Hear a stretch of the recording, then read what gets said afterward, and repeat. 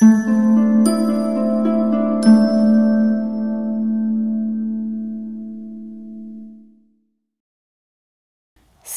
पर रात में सोने के बाद अगर वर्षा होती तो डर लगता।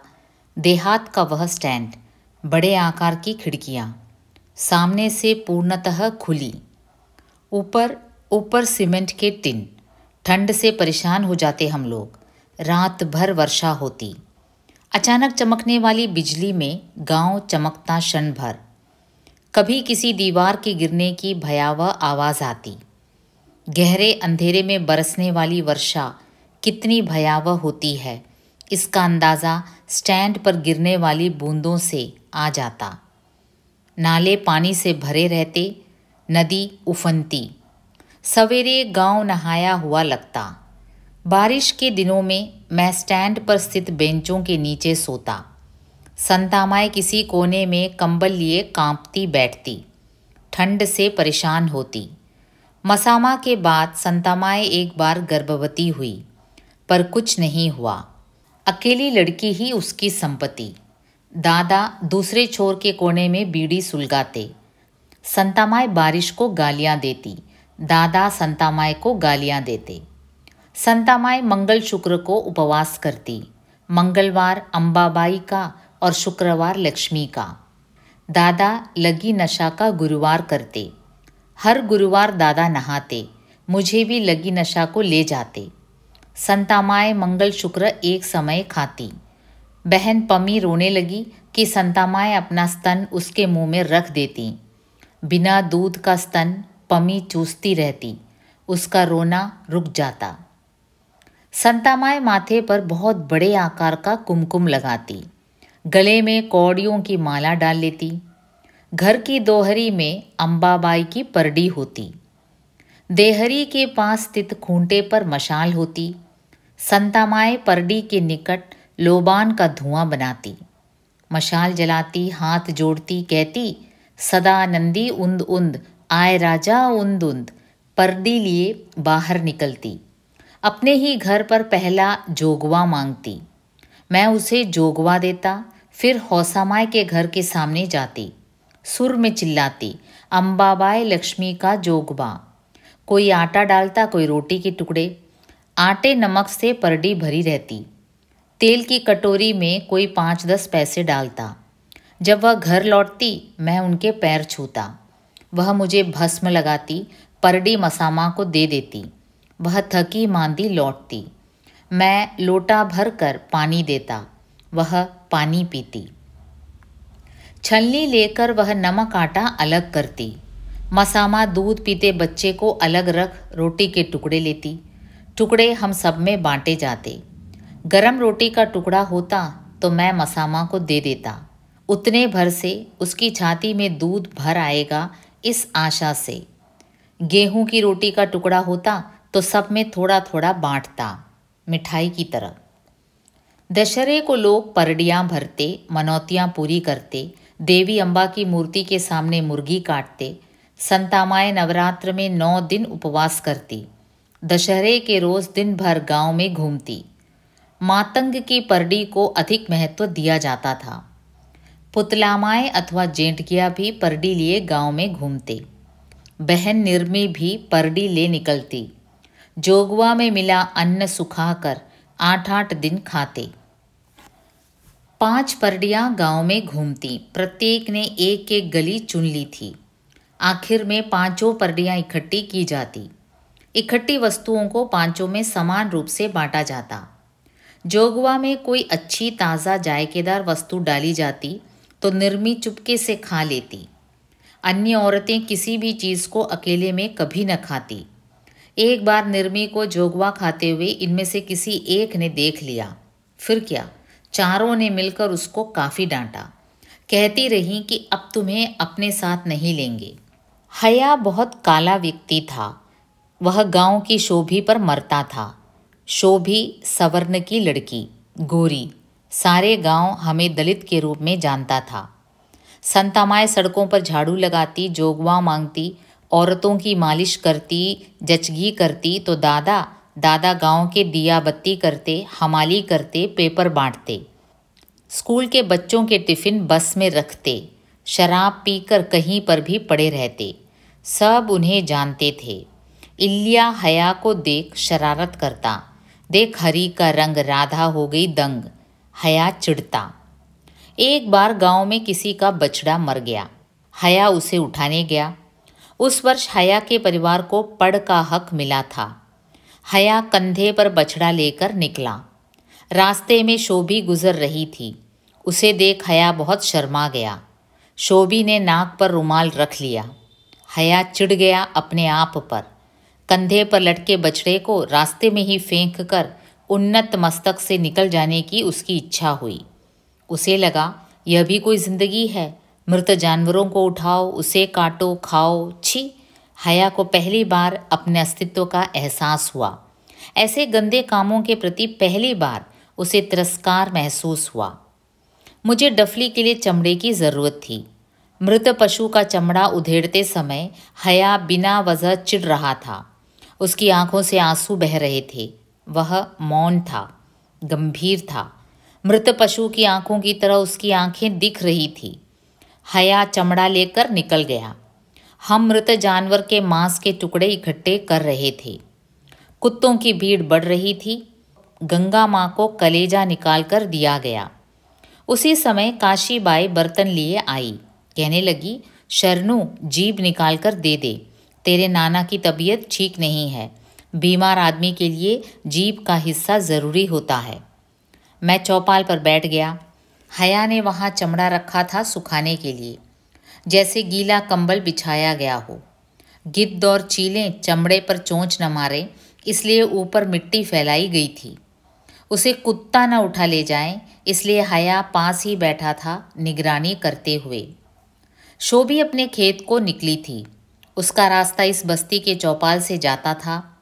जैसे ही मैंने हया को इशारा किया कि हया चमड़ा उधेड़े हुए पशु की तरह दिख रहा था, हया हंसा भी नहीं। बाद में कई दिनों तक जब भी शोभी इस रास्ते से गुजरती तो हया गर्दन नीचे झुकाए बैठा रहता। शोभी के विवाह के समय मड़वे के नीचे झाड़ू लगाते हुए मैंने हया को देखा है। शोभी की शादी में बारात के साथ साथ सिर पर गैस बत्ती लेकर जाते हुए मैंने हया को देखा है। शोभी पति के साथ जब ससुराल गई तब मैंने हया को गर्भवती कुत्ती की तरह स्टैंड पर जगह ढूंढते हुए देखा है। मधुमक्खियों के छत्ते को अगर कोई पत्थर मार दे या छत्ता नष्ट कर दे तो मधुमक्खियां जैसे भिनभिनाने लगती हैं और किसी अन्य पेड़ की तलाश में निकल जाती हैं, वैसे ही मैंने हया को उस दिन घर की ओर जाते हुए देखा है। पहली बार ससुराल जाने वाली नाजुक लड़कियों को इस स्टैंड पर मैंने देखा है। गर्भवती होकर मायके लौटते हुए उन्हें इसी स्टैंड पर मैंने देखा है। शेवंता इसी स्टैंड पर आई थी। शेवंता सबसे गले लगकर रो रही थी। यूं हम दोनों भी चाह रहे थे कि बाहों में बाहें डालकर खूब रो लें। सोच रहा था कि शेवंता का पति मर जाए और मैं उसे अपनी पत्नी बना लूं। शेवंता पालागन कर रही थी। यूं मैं रोज़ बस की प्रतीक्षा करता रहता, पर उस दिन पहली बार सोच रहा था कि बस न आए, शेवंता यहीं रुके। पर बस आई, शेवंता गई। परछाइयाँ सूर्य की विपरीत दिशा में झुकी थी। शेवंता कहती, तेरे नाम के कारण बदनाम हो गई हूँ। अब या तो तुम्हारे घर में घुसकर नाम कमाऊंगी या कुएं में गिरकर। शेवंता निर्जीव बस की तरह चली गई। मैं बस स्टैंड के पास यूं ही खड़ा रहा। जिंदगी के इस रास्ते पर जिंदगी ही हमाल की तरह लगती। अब रोज़ का दिन रिक्त बस की तरह कोंचता। किसी के लिए जीना, यह भाव ही जिंदगी को जीवंतता प्रदान करता है। उस दिन काका के घर जाना था। काका के पिता बीमार थे। मसामा ने सवेरे ही नहा लिया। नागी के बाल ठीक ठाक कर लिए। मुझे भी सजाया गया। काका के घर जाना है, इस कल्पना से ही हम सब खुश हो गए। काका के माँ बाप तथा पत्नी देखने के लिए हम उत्सुक थे। काका के घर हम अतिथि बनकर जाएंगे, इसलिए बहुत हर्ष हो रहा था। मसामा तो जैसे ससुराल जा रही थी, सज धज कर। एक चारपाई पर काका के पिता सिद्रामापा सोए हुए थे। उन्हें कौन सी बीमारी थी पता नहीं। मसामा ने सिद्धरामापा के पैर छुए, बहू की तरह। बूढ़ा खांस रहा था, कुछ बोल नहीं रहा था। मैं, माँ, नागी चारपाई से दूर थे। घर में तारा माँ बीड़ी पीती बैठी थी। कल्लुन्ना खाना खा रहे थे। बड़ी माँ काशीबाई हम सबको घूर घूर कर देख रही थी। काका घर में कहीं छिपे बैठे थे।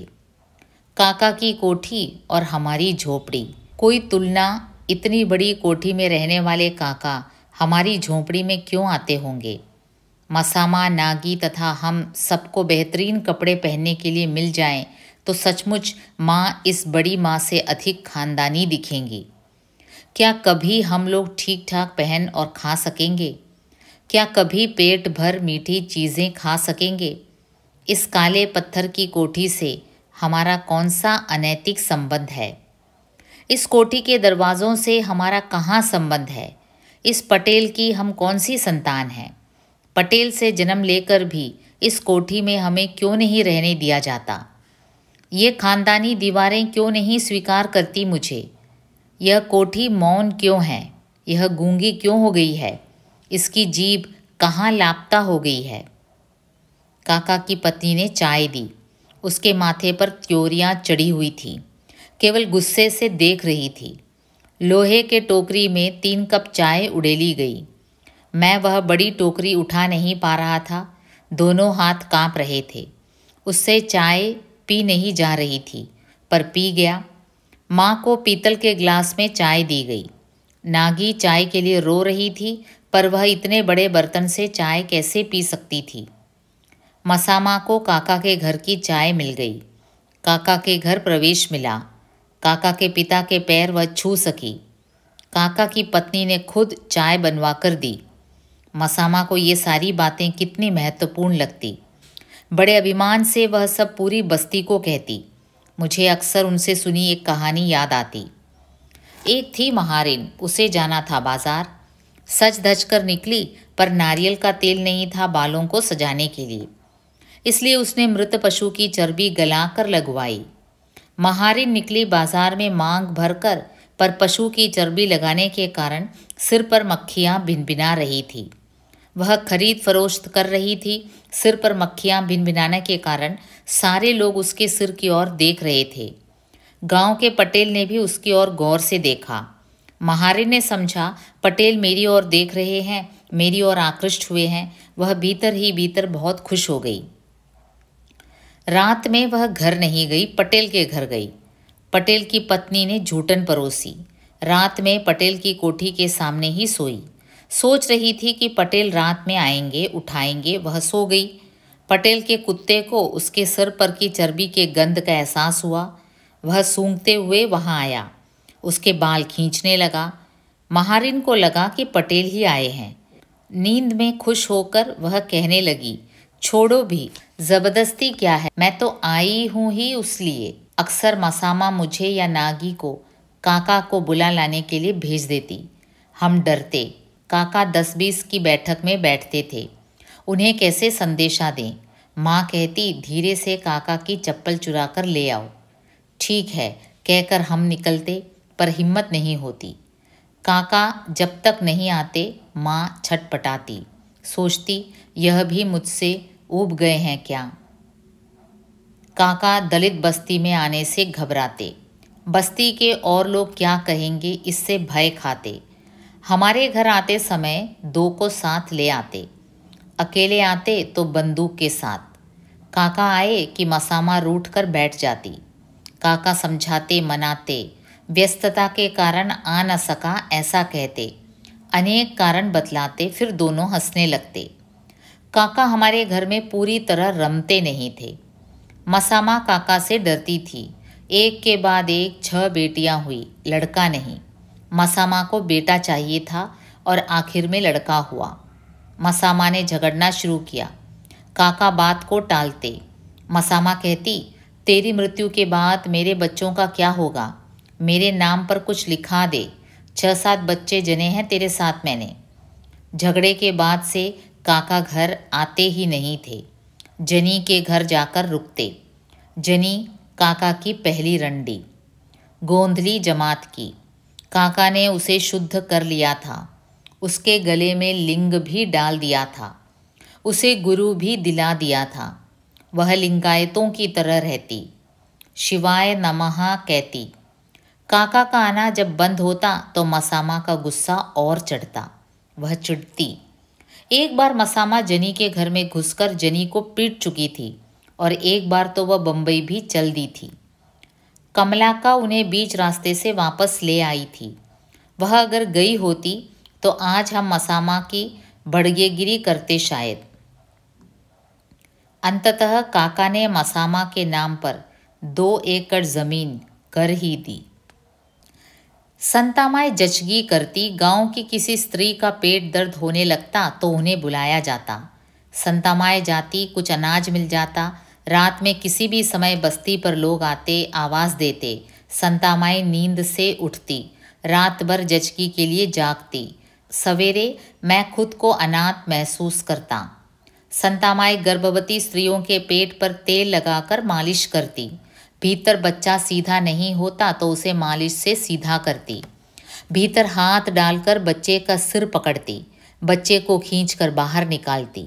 मैं देखने लगता तो यह पुरुष है कहकर मुझे भीतर छोड़ते नहीं थे। प्रसूति के बाद संतामाई का आंचल अनाज से भर जाता। चूड़ियाँ तथा ब्लाउज के लिए पैसे दिए जाते। इस काम से निपटकर जब संतामाई घर लौटती तो मैं उन्हें टोकरी देता। आंचल का अनाज वह उसमें डालती। न किसी को छूती न किसी को छूने देती। कंगन फोड़ डालती। मसामा पानी गर्म करती। फिर संतामाई सिर पर से नहाती। घर में जर्मन के 2 कड़े थे, उन्हें हाथ में डाल लेती। कंगन पहनती तो किसी की प्रसूति की बारी आती, फिर कंगन फोड़ डालती। संतामाई का पति जब गुजर गया तब मैं खाना खा रहा था। किसी ने खबर दी। संतामाई जोर जोर से रोने लगी। संतति नहीं हो रही थी, इसलिए पति ने उन्हें छोड़ दिया था और दूसरा विवाह कर लिया था। बच्चे हुए। संतामाई झोपड़ी में रहने लगी। आज पति की मृत्यु की खबर सुनकर वह रोने लगी। इस बीच मसामा भी आई। दोनों और रोने लगी। नागी निर्मी भी रोने लगी। दादा हमाली कर रहे थे, वह भागते हुए आए। हमाली से इकट्ठे पैसे संतामाई को दे दिए। उसी बस में संतामाई पति की अंतिम क्रिया के लिए निकल गई। शाम को दादा चावल लेकर आए। हम दोनों ने पकाए, खाए। उस दिन दादा ने शराब नहीं पी। मुझे निकट लेकर सो गए। मुझे जन्म देने वाले पिता की तरह मुझे दादा लगे, पर हम दोनों एक ही रक्त के लग रहे थे। दादा के प्यार में किसी भी धर्म की गंध नहीं आ रही थी। संतामाई पति की अंतिम क्रिया और अन्य सारे कर्मकांड करके लौटी। उस दिन जैसे ही वह बस से उतरी, दादा ने उन्हें चाय पिलाई। संतामाई अपने साथ वसु मामा को ले आई थी। वसु मामा संतामाई की सौत का लड़का, पारा में शिक्षक है, 2 दिन के लिए बुला लाई थी। वसु मामा को साथ ले आने के कारण संतामाई ने दादा से कहा कि वह अगले 2 दिन घर न आए। दादा स्टैंड पर ही रहते। वसु मामा बाहर निकलते कि दादा धीरे से आते, खाना खाकर निकल जाते। एक दिन दादा की स्थिति रंगे हाथ पकड़े गए चोर की तरह हो गई। संतामाई आतंकित हो गई। वसु मामा ने पूछा, ये सज्जन कौन है? संतामाई ने कहा, हमारी पहचान के हैं, इनका कोई नहीं है, हमारे ही पास रहते हैं, हमाली करते हैं, परदेशी हैं। दादा अधपेटे ही वहाँ से खिसक गए। हमारे गांव में 7वीं कक्षा तक ही स्कूल था। 8वीं के लिए मैं चुंगी नामक गांव में जाने लगा। हाई स्कूल में निःशुल्क पढ़ाई के लिए प्रार्थना पत्र देना पड़ता था। उसमें माँ अथवा पिता तथा सरपंच के हस्ताक्षर जरूरी होते थे। इसके पूर्व अभिभावक के स्थान पर अंगूठे का निशान मैं ही लगाता रहा, पर सरपंच के हस्ताक्षर की दिक्कत आती। अभिभावक की जगह मैंने मसामा का नाम लिख दिया, क्योंकि हनुमंता से माँ का विधिवत विवाह नहीं हुआ था। हनुमंता ने मसामा से संबंध तोड़ दिए थे। इसके पूर्व के पति ने मसामा से तलाक ले लिया था। हनुमंता मसामा को अपनी रखेल बनाकर रख चुका था। गांव के जमींदार तथा पटेल दलित स्त्रियों को रखेल बनाकर रख देते हैं। प्रत्येक गांव में ऐसा एक घर होता है। इन रखेलों से जन्मे बच्चों को हक का पिता नहीं मिलता। जमींदार को बाप कहने की हिम्मत उनमें नहीं होती, क्योंकि बाप बेटों में अनंत दरारें होती हैं। मसाई हनुमंता लिम्बाले।